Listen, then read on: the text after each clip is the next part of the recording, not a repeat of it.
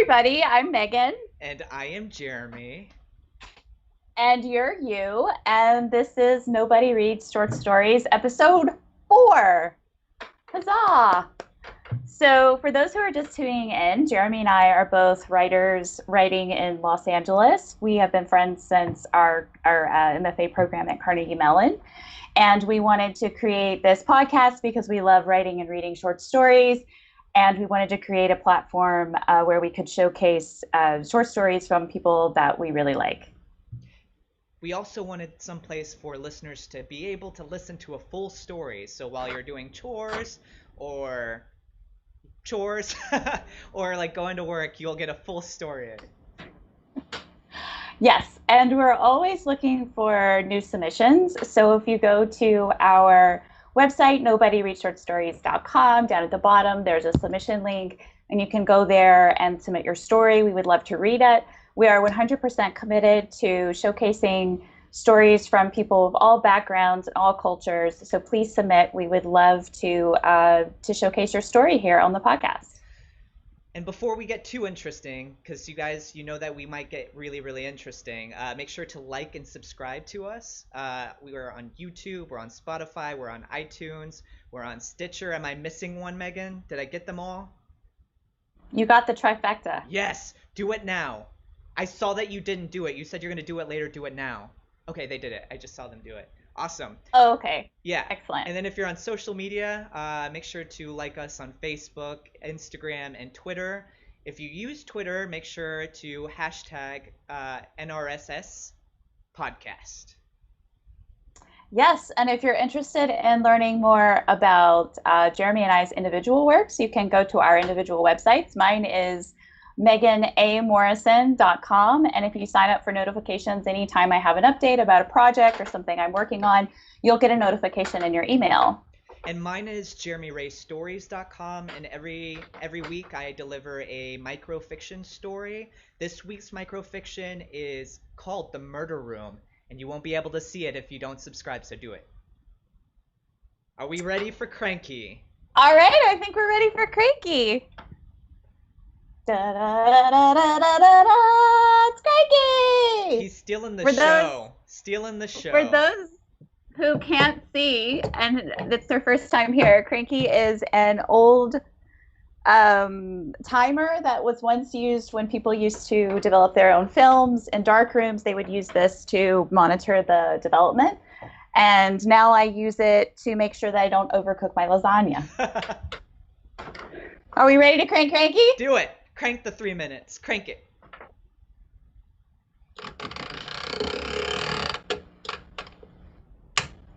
All right.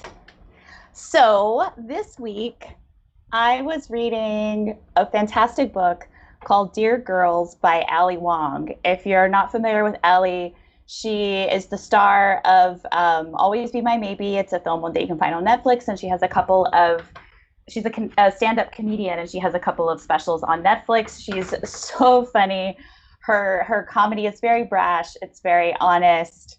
It's very straightforward. And one of the things that I really loved about her book is that she talks a lot about being a creative and about how hard it is to be a stand-up comic and just an artist in general. And she really puts a lot of focus on it's okay to fail, it's okay to bomb, it's okay to go through this whole process of trying to find your voice and putting yourself out there. So I think it would be beneficial for anybody who's ever been a writer or been an artist to really take that lesson to heart, because I know sometimes we're always like, I must write the perfect story or I must make the perfect film, and it's really in the process where you really learn to find your unique and honest voice. My Libby app just gave me that book. I haven't started it yet, but like I'm going to start it. It's up there. And speaking of talent, this is a book I have finished. It is called Talent is Overrated. It's by Jeff Colvin. It starts out really slow. I was like, oh my god, this book is so slow. But the information in it is so good. Like, I definitely give it 5 stars. It talks about how people become masters, like how many hours it takes, and why some people either get really good at what they're doing, or they put in the time and they don't get better. They actually get worse. It's really, really a fascinating read. I really enjoyed it. Oh. Yeah, I'm gonna go back through and highlight it for myself because I want to become a master writer. I want to be a master writer. That's really cool. Like, I had flagged a quote from Allie that kind of fits into what you're saying about like the time you have to spend. And she says that at at the center of making it, we all want to make it, quote unquote, make it. She says at the center of is having a tolerance for delayed gratification. I mean, you and I are killing it at that. Yes. A passion for the craft, check, Yes. and a willingness to fail, which yes, and I'm getting better at it every day.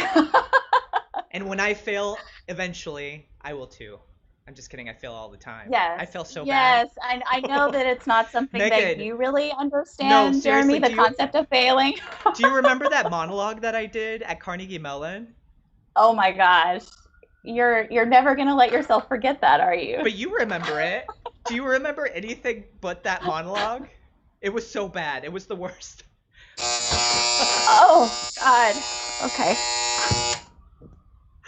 I was all in my head about your monologue.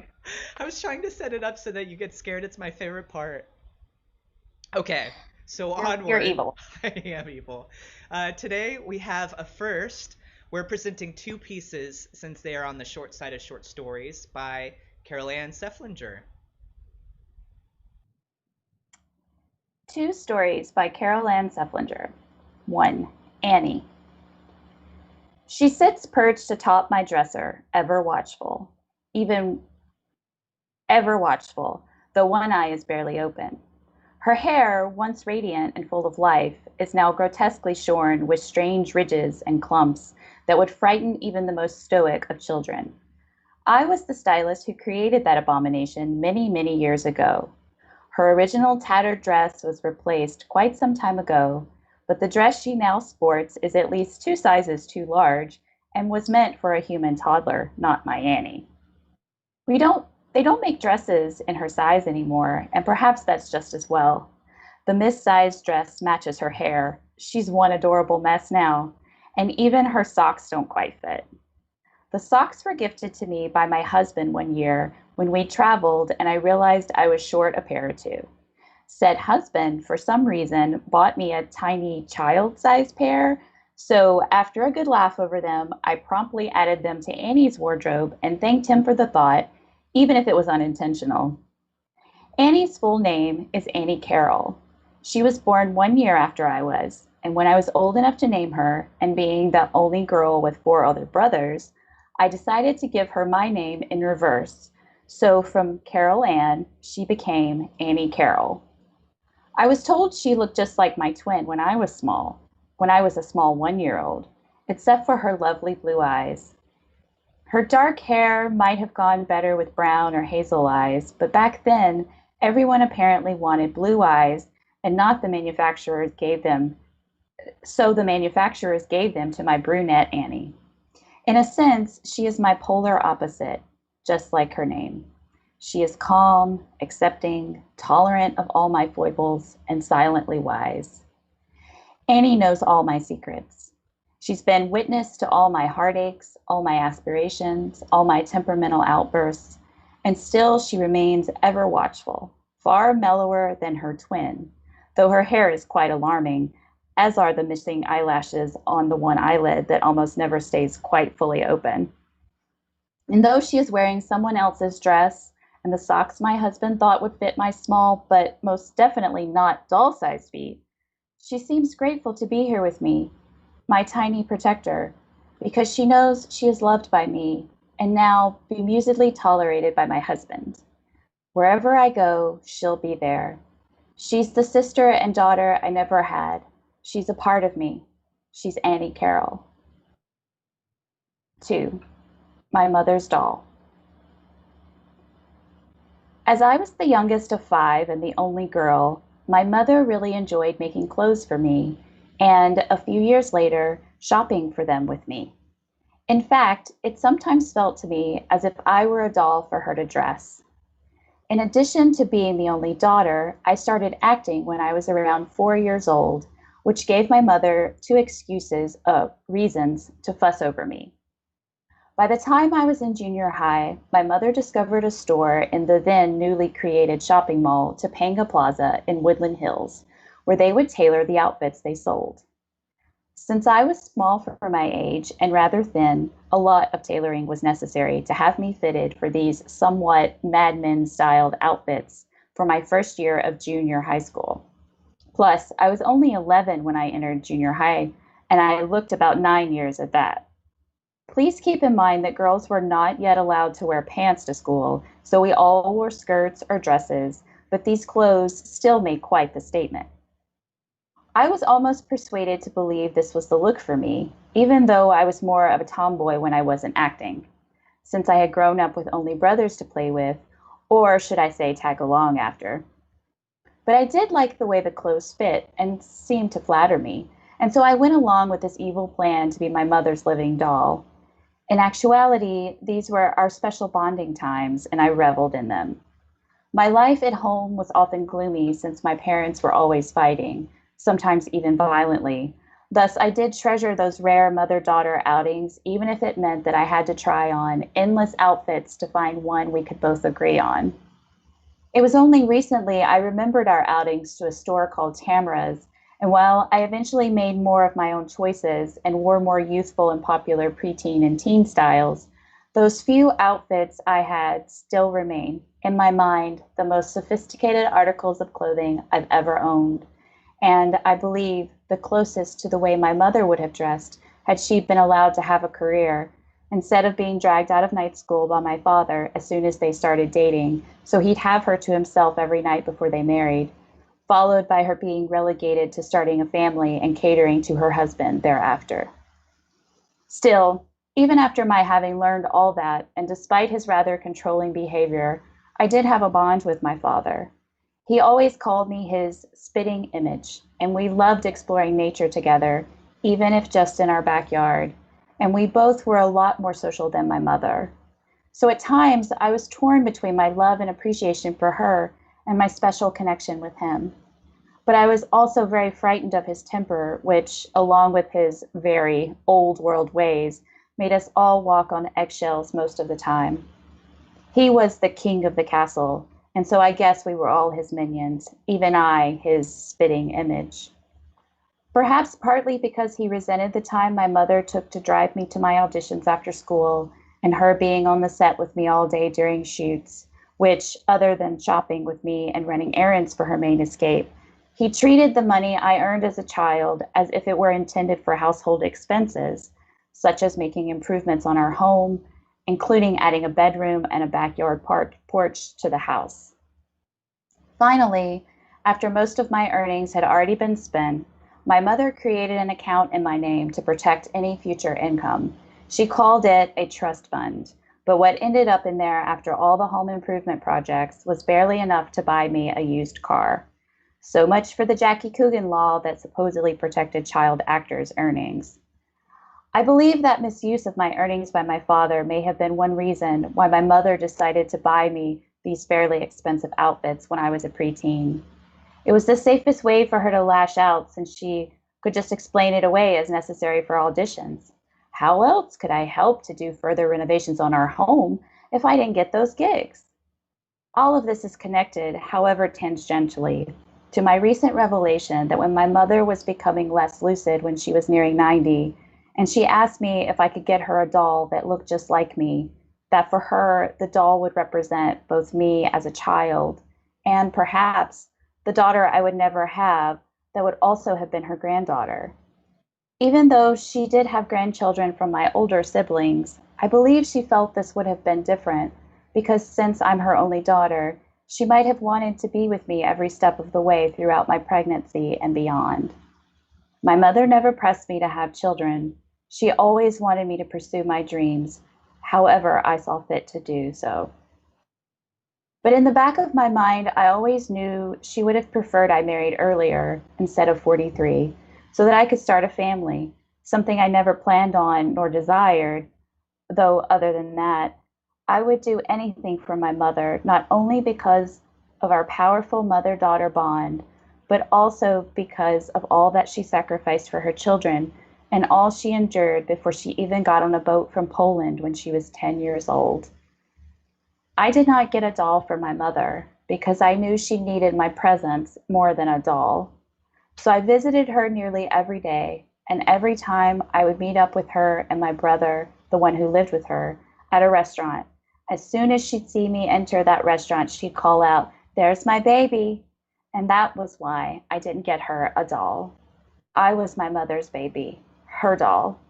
So now when I see my child in my doll Annie, I see my mother's grandchild as well. Even though Annie started out as the sister I never had and not my make believe daughter. Her blue eyes are my mother's eyes, and their watchfulness is like my mother's blue eyes always watching over me, worrying about my future, my past, my wayward ways, my inability and or lack of interest in dressing the way she desired and had tried to instill in me, and her need to live vicariously through me since she missed out on so much of her own life. My Annie and my mother, the two focal points in my life. I made mistakes with Annie by chopping up her hair when I was a child and later neglecting her for too long. And my mother may have made a few mistakes with me, both by giving me too much freedom in the 1960s, no less, and by needing me to live up to some ideal that always eluded me and never quite captivated me the way it had her. Not all dolls do what their owners want. However, despite any regrets she may have had for how my life turned out, my most enduring memory of my mother's advice was what she told me each time we were at an audition just before I walked into the office. Just be yourself and have fun. That I've done, Mom. That I've always done, for better or for worse. The end. That was great. Yeah, that's always like a fun one to read. Yeah, I really enjoyed listening it to this time, and like what really stood out to me was just the relationship between her and her mom. This is a different time period too. Like what a great mom she Mm-hmm. was, how supportive she was. Oh my gosh. Yeah, and for her to come from making that whole journey, like coming from Poland and coming to a new country and starting her own family and having, going through such a time, there's so much in the story that isn't said. That's very compelling. And I yeah. also And I go. go ahead. No, you. No, you, Jeremy, you go. I was just going to say that I find it fascinating when people have connections like this to inanimate objects. Like I myself get so attached to things that don't live and breathe, and I often it just feels so instinctual to do it too. And I sometimes second guess myself, but then I'm like, oh well, I can't help the way I feel about this thing that I don't want to see get destroyed. Yeah, I think she had a knack for making something that could be creepy not creepy at all. Because this isn't a child talking about her doll. Um, what I liked in particular with the second piece is that the doll takes on a new meaning from the beginning of the story to the end. It becomes a representation of her mom. Her mom passing away. So Yeah. yeah, so I was able to interview Carol Ann before. Unfortunately, with COVID, we can't do live interviews, but it was a great interview, and we're going to show you that now. Thank you for being on the show. My pleasure. So, Carol Ann comes to us from Los Angeles. Carol Ann, how long have you been in Los Angeles? I was born and raised here, native. That's awesome. Na- You're a Native. rarity. I'm a native Valley girl, even. Oh yeah? So, Can you do yeah. can you do a Valley Girl accent? No, I can't really, because I'm pre-Valley girl accent. So, Okay. Was that weird when it like came? Like it was like in the 80s, right? That the Valley Girl accent came? yeah, I think so. Yeah, Yeah. it was fun. I liked it, and I have heard people speak like that. And what I love is what still exists is the voice going up at the end of a statement, like it's a Oh my question. gosh. That still Yeah, exists. it's everywhere now. That's everywhere. I know. So I went to the store, and when I was at the store, I saw this guy It's like, what? What are you, should I answer? I love that. Carol Ann, for people who don't know you, like, do you want to talk about yourself a little bit, like who you are and what you do, what you're passionate about? Oh, sure. Okay. Well, as you heard already, I guess, in one of the pieces, I was a child actor. I'm still in the union, but I did a lot of work as a child. I still love acting. I sort of transferred over into doing some voiceover here and there and plays. I love plays and I love writing plays. I got into writing because I wanted to use original monologues. So I started writing my own monologues. And little by little, that turned into plays. And then I started writing short stories. And in this case, these are little memoir short stories, but I write a lot of total fiction. And I really love writing. And I love that you can write in your pajamas. You don't have to worry about how you look when you write. And yes, and I tutor, and I love tutoring. I have a master's in linguistics, and so a lot of language work, things like that. But I mean, I tutor everything for smaller, pardon me. Again, I mentioned I have a frog in my throat. Allergies in LA, there's a whole bunch of allergies right now. Right, and that's all it is, folks. Plus, nothing's contagious. So don't worry. Nothing's contagious on the video. But anyway, so I love tutoring, I love writing, and I love acting, and everything to do with all of those. Well, thank you so much for having your pieces on the show. Oh my. When I heard it, we happened to go to writers group together, for those people listening. And when she presented Annie, I was just really into it. It was a really interesting story from an interesting perspective. Carol Ann, I have questions for you. Are you ready for them? Okay, I think so. So why the doll motif in both pieces? The second piece I wrote later, My Mother's Doll, happened because after I wrote Annie, Annie is still in my husband and my bedroom. She's featured at the window. She's just there all the time.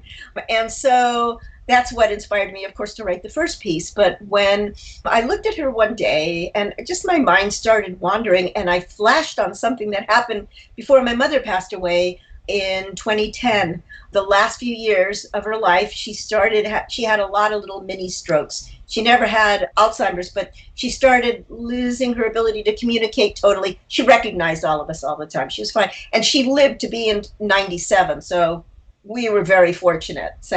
But she started asking me for a doll. And as you'll hear in or heard in the stories, I looked at Annie, and all of a sudden I remembered that. Was this the first one? Was this Annie the first one that we're going to hear that inspired this trigger, just for the audience? Yes, the first one inspired the trigger for the second one. The first one was just sort of a meditation on her. And the second one was sort of like, oh my God, it just reminded me. It just all came back to me about my mom asking, I want a doll that looks like you. And oh my gosh, is that what she said? I want a doll that looks like you? Yes, yes. And she brought it up, not just one day. She brought it up maybe 4 or 5 of my visits to her. And so it was like a thing. And I didn't know what to say. I couldn't get a doll that looked like me, but I made sure, as I mentioned in the piece, to visit all the time. So that's really touching. So anyway, so that's and it was triggered by a memory. It's not like I repressed the memory, but I didn't think about it for a while because she passed 10 years ago, and then all of a sudden it just whooshed back at me. Yeah, related to I want a doll that looks like you. Can you relate that to the piece, the second piece, My Mother's Doll, a little bit, like how that expanded into the story? Well, that's the one. That's right. The one that was about eventually my mom asking for a doll that looked like me, and all of a sudden my memories of being a child actor, dealing with some stuff, issues between my mother and my father, and all of that came from my remembering her wanting a doll that looked like me, because I never had kids. I never had a little girl. And even though my much, much, much older brothers, because my oldest brother is 19 years older than I am, they had kids, I'm the only girl. So it would have been her granddaughter in her mind from me. So that's why in my mind, the doll that looks like me is also her wanting me to be that little child she remembered, and her wanting a baby of mine. to be her granddaughter. So that's where that piece came from, my mother's doll. That's really touching, and thank you for being so vulnerable, Carol Ann. It's really lovely. It's really beautiful. I think you're going to really connect with the listeners. Going with that, focusing in on the second piece, what did you get from writing that afterward, Carol Ann? Communicating things, it's not that they were repressed memories, but they were things I don't think about on a daily basis. Again, I'm of a certain age, let's just say that, being an actor, we don't say more than that, but my childhood is way long time ago. And all of a sudden I'd start remembering more and more things about what happened back then. I've written things about my youth before, but this one was different. Yeah. So it just, things came back as I started writing. It started with the trigger. It started with my writing about my mom asking me that. And then I started remembering all the things she didn't get to do, all the things she was deprived of doing. And it all just, everything for me, that some of her last communications to me were about wanting that doll. Not on her deathbed, not like that, but I mean the last few years where she could really communicate. But even, and I don't know if I wrote this, I think it's in the piece. I should look before I say this. No, but anyway, even up to the last few times I would visit, because she lived with my brother, who's still around. He still lives in the house they lived in together because he never married, and he's an older brother. When I would meet them, even when she didn't communicate much at all, as soon as I walked into the coffee shop, I think that's in there, I'm not sure, she'd go, "There's my baby!" And I was always her baby. So that's a part of my mother's doll. I mean, yeah, I know I'm the youngest, I'm the only girl, all of that. And so that "there's my baby" is that part of this whole thing. Did she ever talk to you about the things that she wasn't able to do? Because I know that you told me that you were really, really close with your mom. Yes, she loved dancing, and she actually had a beautiful voice. But she came over from Poland when she was 10 years old, and her mother had come over earlier, so she was on the ship alone at 10. Okay, we're talking a long time ago. And so she got scared when somebody wanted to take her on the road to dance Adagio. She was 15 and he was like maybe in his early 20s, and so she was afraid of that. So she chickened out of that. And then later on she realized that was an opportunity for her. Then when she met my father, before they got married, she had gone to night school because she had to work. She had to work as a teenager, to help earn money in the family. And he just said, "No, I need you to myself." And he didn't trust her to, so he took her out of night school, and then basically she was relegated to, nothing wrong with this, but to only having children and keeping the home. And then eventually, after they divorced, a few years before he passed, she finally started getting like a part-time job at a department store, but not the kinds of things she had dreams about. And that's why she got my brother. I don't mention that, but my four older brothers, the youngest of the older brothers and I were both entered into a picture contest, which is how we got into acting. I was a baby. I was 15 months old and he was 2.5. Well, let's talk about that, Carol Ann. Carol Ann was a child actress. Please talk about that. Right. It's really interesting, guys. Well, okay, so there were no connections. A lot of people, "Oh, who did you know?" No, it was a picture contest for Little Mr. and Miss America, and we were runners up. We weren't the winners. I don't remember, but I was 15 months old, and when the picture was taken, and my brother is 2.5 years older than me, so he would have been like 3, I guess. Anyways, and we paraded on at the Greek Theater. We would walk across the stage and we'd be judged. And I guess I walked when I was 8 months old, so I was fine at 15 months. But I'm sure my mom or somebody walked with us. I don't know how that worked. But anyway, we were runners-up, and the runners-up got into what was then called the Screen Children's Guild. Well, the Screen Children's Guild eventually folded into the Screen Actors Guild, which is really what it was. It was a union guild. My brother didn't want to keep acting, and he never got really big parts, and he wasn't really into it. And so, but he was adorable, but he wasn't like into acting, and I was. So I kept going, and I kept getting bigger parts, and I learned by doing. I don't remember who it was, but who held you in their arms? Like you said that. Who was that? Clint Eastwood. Clint Eastwood When held Carol Ann in his arms. right in the show Rawhide, where he was adorable. I mean, before he got really hard looking, he was just gorgeous. I had a crush on him when I was 7. I was 7, and there's a thing where I'm supposed to jump over a fire, and even though it's jets shooting up, it's real fire. And it's supposedly they're going to burn this woman as a witch at the stake. And I'm running over to get my dolly. I mean, I should have kept that in the motif. But anyway, it's like I want my dolly throughout the whole thing. Well, to jump over that, they took the camera off for a second so he could pick me up and put me over the other side of the fire.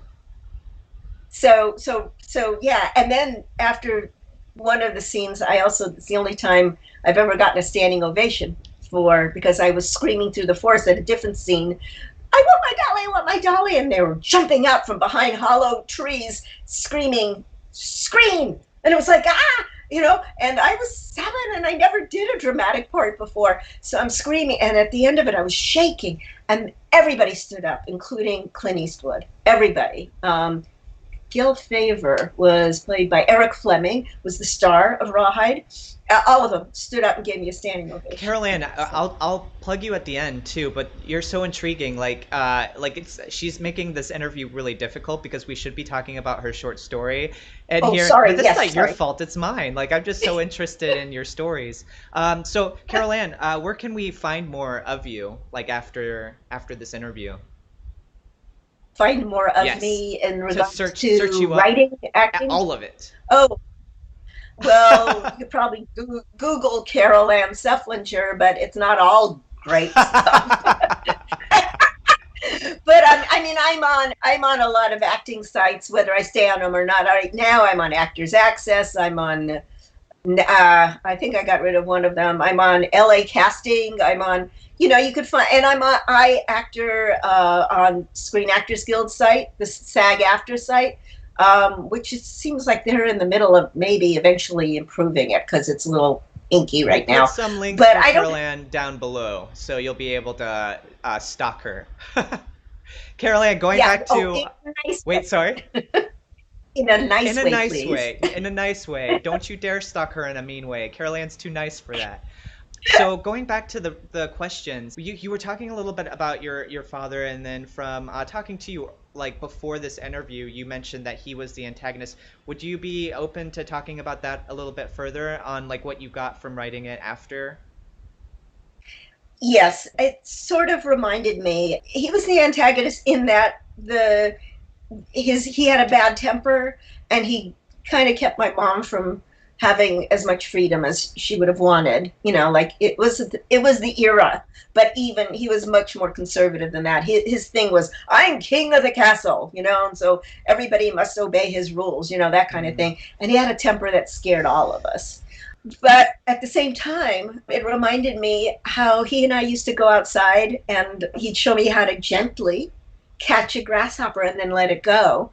And things like that in nature. He loved nature. And so even though he ran a carpet store, he wasn't like an outdoorsy guy. I mean, Jews just aren't, frankly. We don't go camping, No, but anyway, there was a connection. And even when I was upset with him, he would say, I could read you like a book. That was one of his expressions. The other one is he called me his spitting image. And I think that's in the piece. So there was a connection between us. We both had hazel eyes, I still do, and dark hair. And my mom was blonde and blue-eyed. So we had that weird mixture in the family.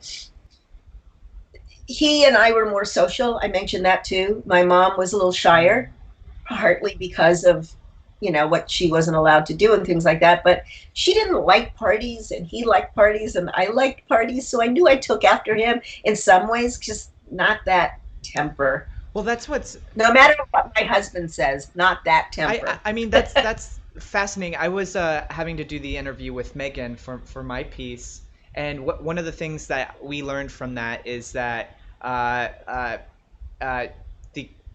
or the antagonist of that piece is a nice lady, you know? So what's interesting is that we're all shades of gray, you know? And you even mentioned it in your piece. I thought that was great, that you mentioned the good and the more difficult things about your father.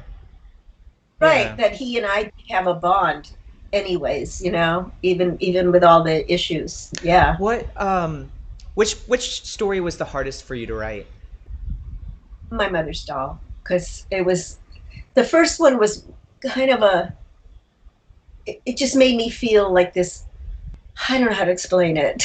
I'm a writer. I don't know how to explain it.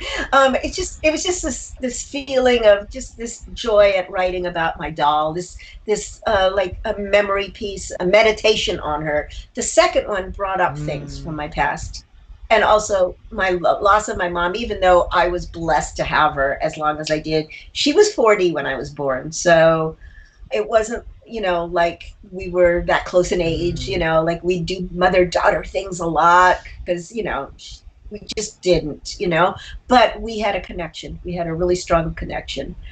But it brought up the fighting in the house. It brought up things that I had written about before and other things. My dad trying to hold the car back when my mom was going to take me on an interview because she might not be home in time for his dinner, to place it on the table as soon as he walked in the door, things like that. So it brought up a lot of stuff. What was that one of the hardest things about writing it is the stuff it brought up? Um, yeah, Yeah. yeah. Well, thank you for being here and thank you for being so vulnerable, not only here. This was a beautiful interview, but also in your pieces. Like, I really appreciate you being part of the project. Oh, well, thank you, Jeremy, for the opportunity. You and Megan are amazing, and yeah, for doing Thank this. you, You know? Carol Ann. Make sure to look in a nice way at Carol Ann's links down below. Um, like and subscribe this video. Yeah, and if you have any questions for Carol Ann about her doll, Carol Ann, you said you might show off your doll. Do you want to do that today? Oh, yes, yes, yes, yes, yes. Oh Sorry. my goodness! This this is it. I mentioned how I cut her hair and I expected it to grow back. I was maybe 3 at the time. So as you can see, it did not. She's a little balding. But anyway, and she has blue eyes, not like me. Wait, closer up. But, We need a closer up of her. I'm gonna describe oh, her to. Wait, actually, let's both describe her to the podcast listeners who won't be able to see this. oh, Okay, okay, right. so she has very little hair, no eyebrows. What? How else can we describe her? um, she has blue eyes, which unfortunately all dolls had blue eyes back then. So my parents tried to find hazel or even brown, but We they're know blue. she has a good personality from the piece, but if you were to see her at night, not knowing anything about her, You'd be it would be scared. like the beginning of a horror movie. And these were the socks my husband bought for me that he thought would fit me. For those of you who can't see, they probably would fit a Oh my 3-year-old. goodness. Wait, So they're too lift it a little big for higher for the Annie. YouTube listeners. Okay, yes. Oh So my there's goodness, that's hilarious. the sock he bought for me. And this was because hers was falling apart, her own doll dress. So I bought the smallest size I could find in a department store, but it's too big for Well, her. thank you, Carolyn. Thank you so much. So that's it for tonight. We hope you enjoyed the stories and interview for Carol Ann Seflinger. Join us next week for The Cleaner by Michelle Murphy Whalen. A building manager deals with the regrets of how she dealt with one of her employees. Please remember to like us and subscribe on YouTube. That helps us so much. And if you're a podcast listener, you can also find this on Spotify, iTunes, and Stitcher. Thank you for listening. Good night. No one reads short stories anymore. I really don't know what they're written for. Go write a short story and throw it out the door. 'Cause no one reads short stories, funny, sad, or gory. No one reads short stories anymore. Yes, no one reads short stories anymore.